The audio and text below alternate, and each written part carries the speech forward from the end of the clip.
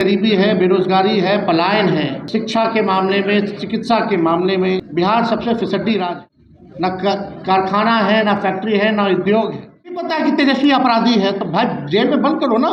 सरकार को कोई चिंता नहीं है, क्योंकि सत्ता में जो लोग हैं लगातार 20 सालों से भी ज़्यादा, वो लोग वही हैं जो कर्पूरी जी को गालियाँ देते थे।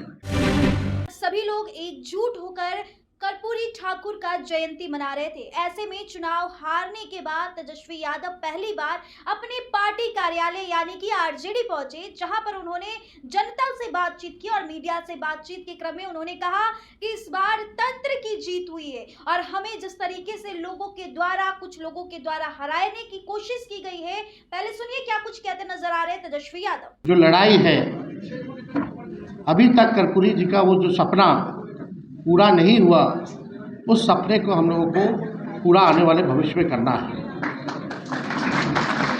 बिहार की जो स्थिति है, गरीबी है, बेरोजगारी है, पलायन है, शिक्षा के मामले में, चिकित्सा के मामले में बिहार सबसे फिसड्डी राज्य है।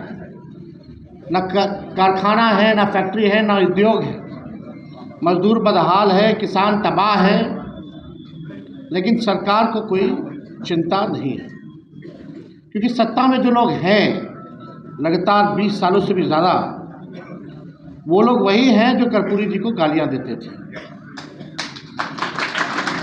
जिन कर्पूरी जी के विचार का जिन लोगों ने विरोध किया, वही लोग सत्ता में। वो केवल चंद लोगों की बात करते हैं, सबकी बात नहीं करते। वो संविधान को बदलने और लोकतंत्र को ख़त्म करने की बात करते हैं, भाईचारे को भंग करने की बात करते हैं, और उस दिशा में वो लोग काम कर रहे हैं। मंगनीलाल मंडल जी ने बताया एक तरह से कि पिछला चुनाव में क्या हुआ नहीं हुआ। हमने तो आते ही ये कहा कि भाई लोकतंत्र में लोक हारा है, तंत्र जीती है, जो सच्चाई है। आप कह सकते हैं जनतंत्र को इन लोगों ने मशीन तंत्र और धन तंत्र बना दिया है। तो हम सब लोगों के ऊपर एक बड़ी जिम्मेवारी है लड़ाई को लड़ने की। सिद्दीकी साहब या अन्य वक्ता लोगों ने बोला कि कर्पूरी जी चाहे मुख्यमंत्री रहे हों या विपक्ष के नेता रहे हों या डिप्टी सीएम रहे हों या गरीबों की लड़ाई लड़ते रहे हों, आवाज़ उठाते रहे हों, लोग उनको भद्दी से भद्दी गालियाँ देते रहे। लेकिन हम लोग कर्पूरी जी से सीखे हैं।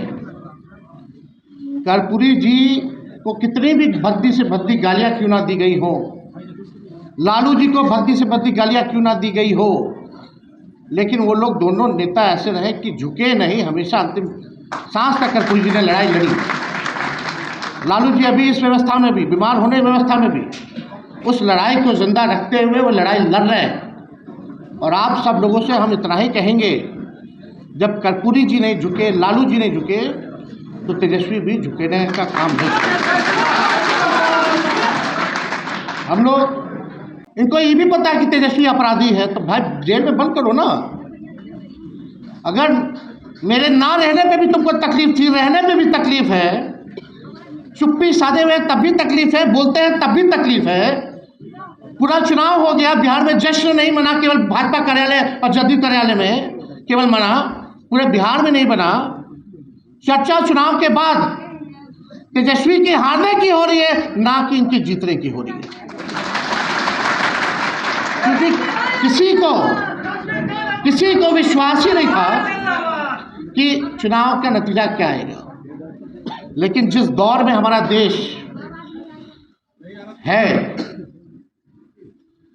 केवल बिहार की बात है, यहाँ जो लोग डेरा डाले हुए थे, प्रधानमंत्री कूद करके हर हफ्ते आते थे, गृह मंत्री तो मौर्य को अपना घर बना लिए थे, पूरा भारत सरकार मंत्रिमंडल लग रहा था कि देश में और कोई काम नहीं बचा, बस बिहार का चुनाव है। आज कहाँ है मोदी जी, जो आप कहते थे 56 इंच, कौन से गाना गा रहे थे? आज क्या हालत है बिहार का? कौन लोग है भाई? एक ट्वीट भी किया जो बच्ची के साथ बलात्कार हुआ, हर जगह कौन ऐसा दिन नहीं है बिहार में जहां 200 राउंड गोलियां ना चलती हो, अपहरण ना होता हो, मर्डर ना होता हो। तो इन लोगों से कुछ होने वाला है नहीं। वो आप भी जानते हैं, हम भी जानते हैं, बिहार की जनता भी जानती है और मीडिया के लोग भी जानते हैं कि ये लोग कुछ कहता नहीं है। सत्ता में कैसे बने हुए हैं ये सब जानते हैं। सत्ता का दुरुपयोग करना, तंत्र मंत्र लगाना, धन तंत्र लगाना, अधिकारी लगाना, पैसे का खेल करना, संवैधानिक संस्थाओं को हाईजैक करके अपने पार्टी के लिए इस्तेमाल करना, सब लोग जान रहे हैं। लेकिन हम इतना कहेंगे कि ये लड़ाई की अभी बस शुरुआत है और हम लोग लड़ेंगे और लड़ करके जीतेंगे। और हम लोगों को चाहे भाजपा हो, ये हो, वो हो, लोग परिवारवाद की बात करते थे। आज पूरा भाजपा का मंत्रिमंडल उठा करके देख लीजिए तो भाई कौन है। नितिन नवीन जी को भी हम बधाई देते हैं, राष्ट्रीय अध्यक्ष बने भाजपा के। उनके पिता क्या थे? हाँ, वो परिवारवादी नहीं है, लेकिन उनको राष्ट्रीय अध्यक्ष बनाया गया कि नहीं बनाया गया? तो कितना लोग और ऐसे ऐसे लोगों को मंत्री बनाया गया कि भाई कहीं जीता नहीं, लड़ा नहीं। तो हमको तो इस सब पे बोलना नहीं है, सब लोग देख रहे हैं। लेकिन अब हम सब लोगों को गंभीर होकर के बिहार के भविष्य को, अगर बिहार को बचाना है तो सबको एक होकर के लड़ाई लड़नी पड़ेगी। लड़ने वाला लोग ही जीतता है। कोई लेवल प्लेइंग फील्ड चुनाव में था क्या? मीडिया आपके साथ नहीं है, पूंजीपति आपके साथ नहीं है, संवैधानिक संस्थाएं आपके साथ नहीं है, अधिकारी, मेहमान अधिकारी, सब लोग, पूरा सिस्टम चुनाव में जो है लड़ा। लेकिन हमें फक्र है कि भाई इतना सिस्टम लड़ने के बावजूद भी 1,90,00,000 वोट जो है हम लोगों को मिला। तो 1,90,00,000 वोट, अब छोड़ दीजिए, 60% बिहार की जनता जो है इस सरकार के खिलाफ मतदान किया। 60%, यानी बिहार की जनता जो है बदलाव चाहती थी। अब ज़्यादा हम टेक्निकल नहीं होंगे, ज़्यादा चीज़ें बाहर बोलने की ज़रूरत नहीं होती है, नहीं तो सब उसका चीर फाड़ करने लगते हैं। कल विद्वान लोग आ गए हैं, पत्रकार अपने अपने हिसाब से लोग देखते हैं, सच्चाई को नहीं देखते। जो प्रोपेगेंडा जो है वो फैलाने में लोग लगा रहता है। और इसमें बाहर के लोग तो करते ही हैं, कुछ लोग अपने पार्टी के भीतर भी लोग हैं ऐसे, वो छुपी बात नहीं है। लेकिन हम केवल इतना कहना चाहते हैं कि इस लड़ाई को चाहे कुछ भी हो जाए, हम लोग छोड़ने वाले नहीं हैं, मायूस होकर बैठने वाले नहीं हैं। जनता की आवाज़ को, बिहार की आवाज़ को, सदन हो, सड़क हो, इसको हम लोग हमेशा उठाते रहेंगे। बिहार के भविष्य के लिए लड़ाई लड़ते रहेंगे, इससे कोई कॉम्प्रोमाइज़ नहीं चलेगी।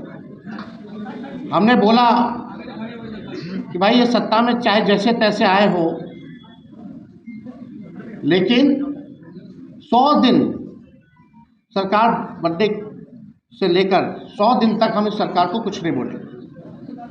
अब हम लोग चाहेंगे कि बाकी का 1,90,000 रुपया भी माताएं बहनों को जल्द से जल्द दे दिया जाए। 1 करोड़ जो नौकरी की जो बात की गई थी, वो 1 करोड़ नौकरी भी लोगों को दी जाए। हर जिला में कारखाने और फैक्ट्री लगाने की बात की गई, उसको भी जल्द से जल्द जो है लगवा दिया जाए। जो उन लोगों ने घोषणा पत्र केवल 38 सेकंड में ख़त्म कर दिया था, कम से कम उम्मीद है